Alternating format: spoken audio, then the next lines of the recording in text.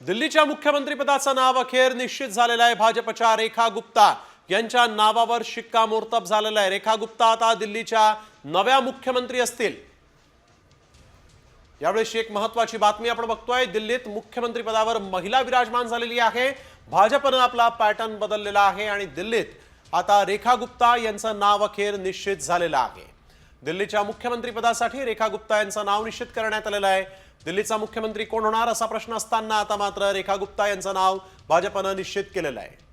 प्रमोद जगताप आमचे प्रतिनिधी आपल्या सोबत यावेळेस फोन लाईनवरून जोडले गेलेले आहेत। प्रमोद, काय अधिकची माहिती? रेखा गुप्ता यांचं नाव मुख्यमंत्री पदासाठी निश्चित झालंय।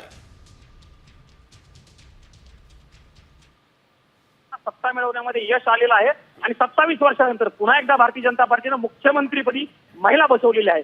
27 वर्षांपूर्वी सुषमा स्वराज यांना भारतीय जनता पार्टीने मुख्यमंत्री बनवलेलं होतं। त्यानंतर आता रेखा गुप्ता ज्या शालिमार बाग या विधानसभा मतदारसंघाचे आमदार आहेत त्यांच्या नावावरती भाजपने शिक्कामोर्तब केलंय। साधारणतः 30,000 मतांच्या फरकानं त्यांनी आम आदमी पक्षाच्या उमेदवाराचा पराभव केलेला होता। बोललं जात होतं की भारतीय जनता पार्टी महिलाचा चेहरा मुख्यमंत्री पदासाठी देऊ शकते आणि त्यात रेखा गुप्ता यांचं नाव जे आहे ते खूप आघाडीवरती होतं। असंही बोललं जात होतं की भारतीय जनता पार्टीकडनं वेगवेगळ्या समाजाचा, खास करून जर बघायला गेलं तर पूर्वांचलचा देखील नावाचा विचार होऊ शकतो। असं असताना भाजपनं महिलाच्या नावावरती शिक्कामोर्तब केल्याचं आपल्याला बघायला मिळते।